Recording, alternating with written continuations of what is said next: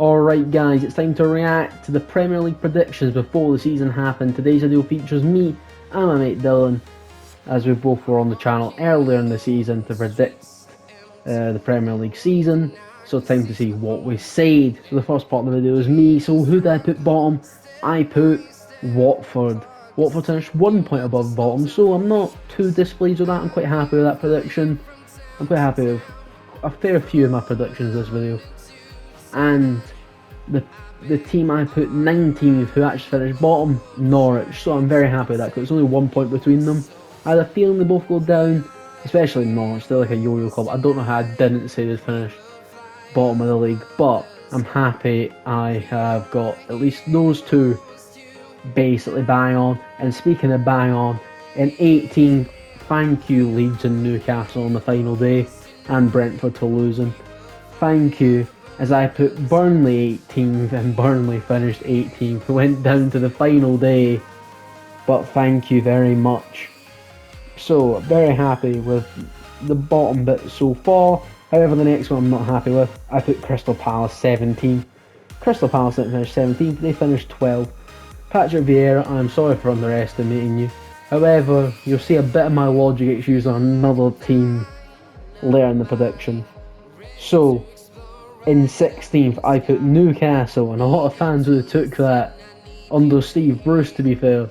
But Eddie Howe, wow, you have done an amazing job at the Toon, as Newcastle looked destined for relegation when he came in, and he finished on 49 points in 11th place. Very impressive from the Toon army. And then in 15th, I put Brentford. I'm glad I said they'd stay up. I know I've seen a few predictions saying they'd go down online, but I said 15th. They finished a little bit above that. They finished in 13th. Not terrible, but only 6 points off, so I'm not too disheartened by them finishing above there. Plus, I also have Chris Isles, so up the Brentford, innit? And in 14th, so close with this one. I said Southampton finished 14th, they finished 15th. So, still quite happy with that. And then, 13th, I said Brighton. And I thought Brighton, round about mid-table. I thought they signed a decent striker in Edward. He'd make sure that they were fine. And yeah, I think they'd finish mid-table. They didn't finish 13th, they finished 9th. They finished in the top 9. However, I'm glad I didn't say they'd get relegated. I've seen a few that were saying Brighton and Crystal Palace should go down, and I was like, I'm glad my relegation zone looks a lot better because I got all three. So yeah, they finished 9th, not 13th. In 12th though, thank you Frank Lampard for making this prediction not look so bad with Everton going down. Because I said Everton would finish 12th, didn't finish 12th, they finished 16th, but they could easily have went down at 1 point. They did survive though, they did survive, finishing 16th. 11th.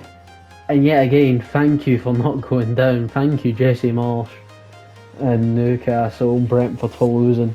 As I said, Leeds finished 11th. They finished just, and I mean just, because it went down to the final day, just into 17th place.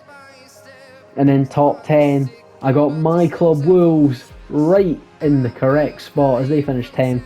We probably should have finished in 8th or 7th, to be honest, but we just really fell away end of the season and finished 10th. So the way the season ended, I mean, it could have ended a lot worse with the amount of games we were losing. So yeah, we had a good performance against Liverpool, final game of the season. And who did I say would finish 9th? I said West Ham. West Ham did better than 9th. They got 7th, being in the Conference League next season. They've done quite well in Europe this season, getting to the semi-final of the Europa League. However, they did go out to the eventual winners of that, Frankfurt. And in 8th, I said Spurs, but this was before Conte, you have to remember. If I knew they were going to get Conte, I would have put them a lot higher, because he's up there with Pep, Klopp, etc. This is when they had Nuno, and I thought, Nuno, he'll get them 7th or 8th. And I thought 8th would probably be around about where Nuno could get them to finish. However, Nuno got the sack, Conte came in, and Spurs got top 4. But that's because a team bottled it. But we'll move on to that. 7th, I thought Aston Villa. You know, they spent all this money in the summer. I was like, oh, Danny Ings, etc. great signings. So, however, they did look like good signings. However, Aston Villa didn't finish in the top 7. They finished 14th, 7 places lower, sacking the manager and getting Steven Gerrard from Rangers. And yeah, I mean, they managed to get Coutinho in that because of him, so we'll have to see next season what happens with them. Hopefully, predict them a bit more closer to what they will finish. And now the top 6, I say that Arsenal would finish 6th. I didn't see them getting Champions League.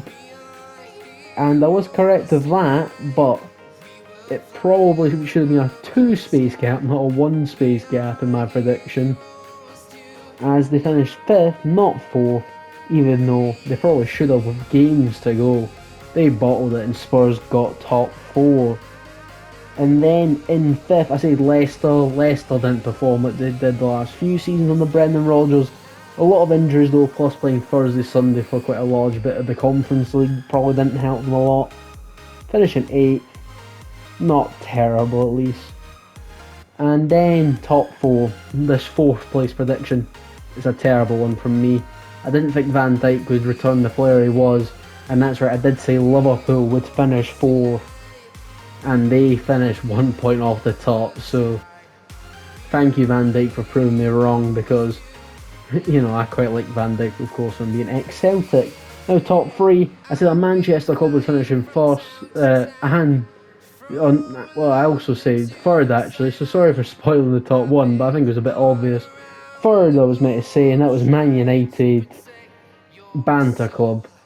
I think Ollie's vibes would have finished better than what Rangnick did. That's my honest opinion. Ollie and his vibes at the wheel, better than Rangnick. And in 2nd, I said Chelsea Football Club would finish 2nd.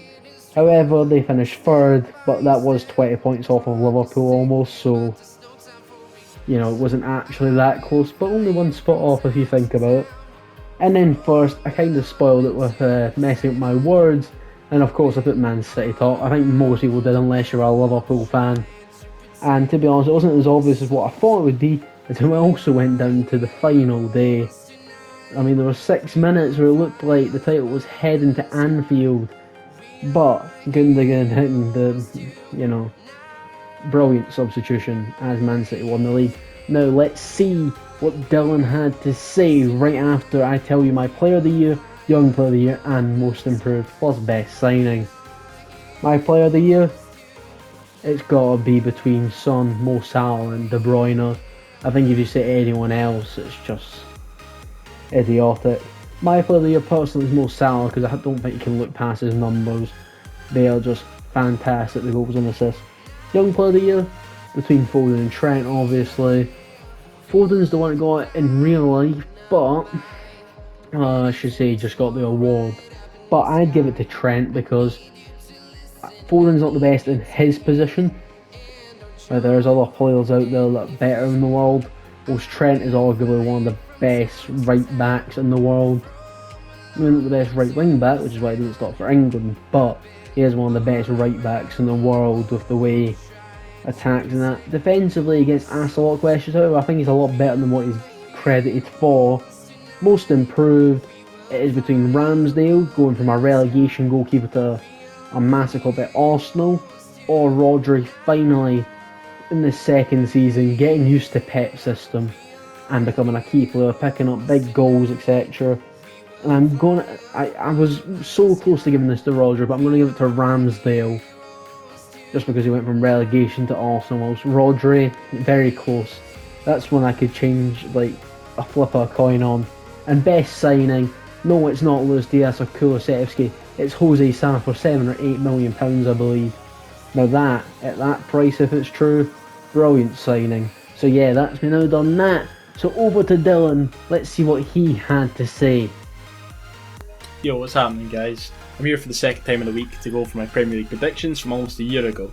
Judging by my Scottish PREM predictions, this won't go very well. So, starting off badly, at 20th I had Crystal Palace. At the time, I thought they would suffer due to the fact that they got rid of a lot of experienced heads in the team, such as Townsend, Sacco, Van Aanholt and Cahill, as well as the quote-unquote retirement of Roy Hodgson. As it turns out, signings like Guehi, Anderson, Mateta and Elise turned them into a far more threatening team than ever before, with Patrick Vieira's team ending up finishing a really respectable 12th place, not to mention the loan signing of Conor Gallagher, which turned out to be something of a coup as he has cemented himself as one of the best young midfielders in the Premier League. At 19th I had Norwich. As I said in the original video, I felt that Norwich were still a relegation bound side, as they'd been so many times before, but also that they'd improved squad wise from the previous Premier League seasons over the past few years. I thought the signings like Solis, Rashica and Sargent were shrewd transfers, as well as the loan signing of Billy Gilmore. Unfortunately, I was kind of wrong on this one, as he ended up finishing dead last in 20th, even with an, in my opinion, excellent manager in Dean Smith coming in halfway through the season. At 18th I had Brighton. This is undoubtedly the worst prediction I made in this video. The worst part is, I didn't really even have any basis for this, I just had that kind of gut feeling that Brighton would end up going down.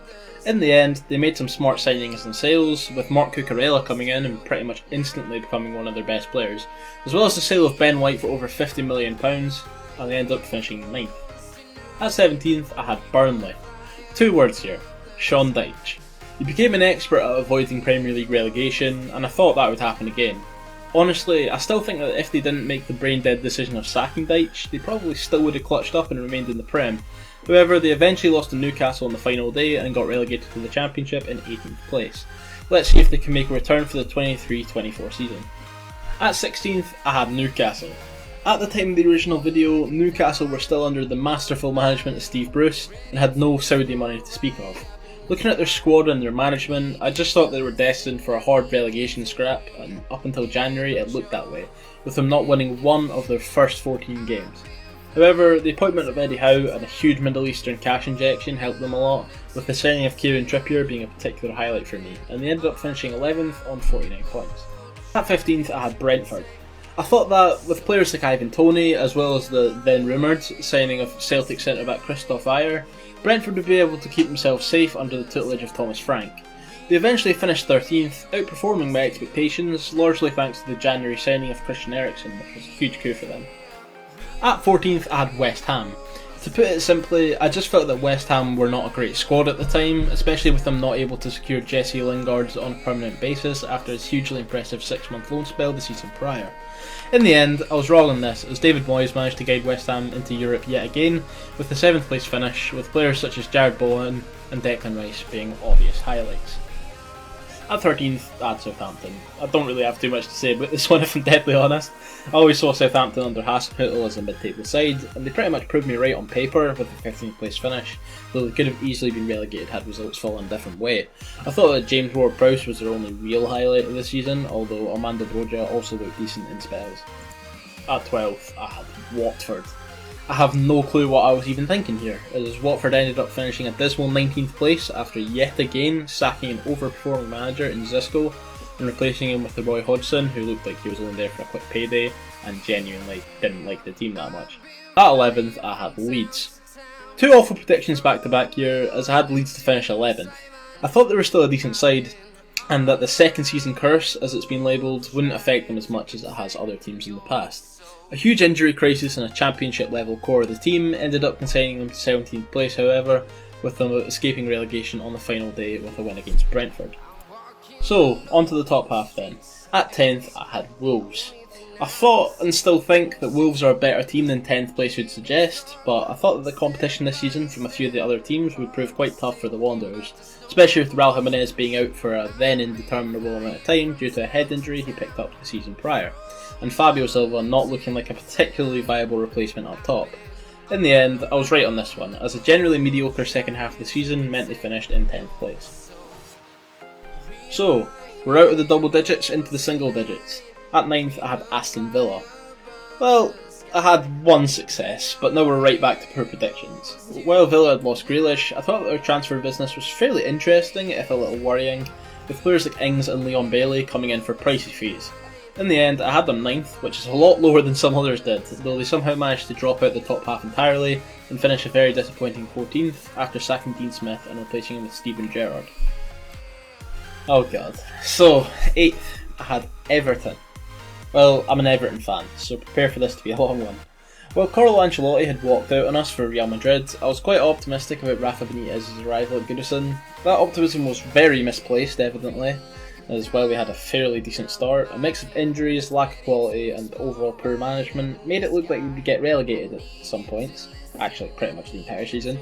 In the end, we appointed Frank Lampard, who, in my opinion, did a good job of getting the players back on side and ended up securing our Premier League status for yet another season, with a big comeback win over Crystal Palace in the second to last game of the season, ensuring a 16th place finish.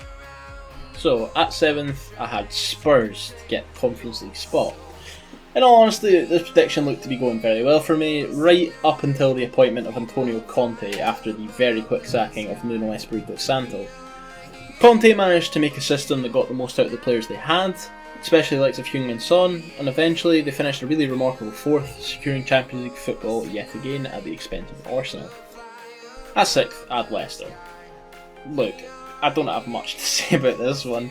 I just had too much faith in Brendan Rodgers' ability to coach a competent defence, to be honest, as the injury of Wesley Fofana really affected Leicester this season, and they ended up disappointing me a little with an 8th place finish. Look, they just weren't good enough, that's plain and simple to me. At 5th, I had Arsenal. This is yet another one that I ended up getting right, and I thought that Arsenal were a better team than many thought at the time, with people putting them like 10th and stuff like that. But they looked like they were nailed on for a top 4 finish at some point, but their trademark random drops in form ended up costing them as they slumped to a 5th place finish after a poor end to the season.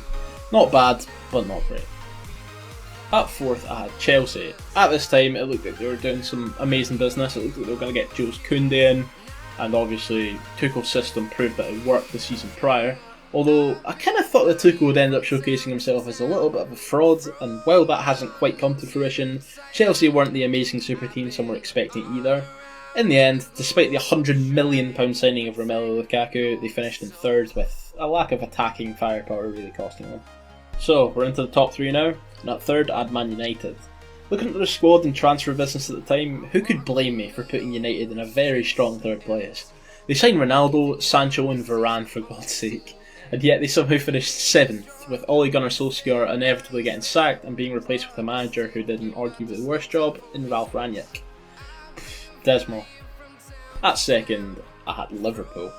Look, Liverpool have one of the strongest squads in world football, and that's why I put them 2nd. In my opinion, it was between City and Liverpool competing for the league title, and in the end I got this one right, with signings like Ibrahim Konate ended up being quality additions to their team, as well as the January addition of Luis Diaz. Salah's early season form was amazing, and he ended up finishing with a joint golden boot as well, and the most assists in the league, despite a relatively poor second half of the season. And if you've been keeping up, that means I had Manchester City first. Look, they're just the best team on the planet over a league season in my opinion, and while they almost bottled the league on the final day, a gun-to-one masterclass ended up ensuring that they retained their Premier League crown. With Erling Haaland already confirmed to be joining them in a huge deal, and promising striker Julian Alvarez coming to the Etihad, I don't see how anyone will stop them next season either. But that's to be saved for next season's predictions. Alright lads, if you enjoyed the video, make sure to like and subscribe to Kevin Twist. Thanks to Kevin for having me on the channel again, in such a short time span especially, I really appreciate it. If you want to subscribe to me, my channel's in the description. Cheers!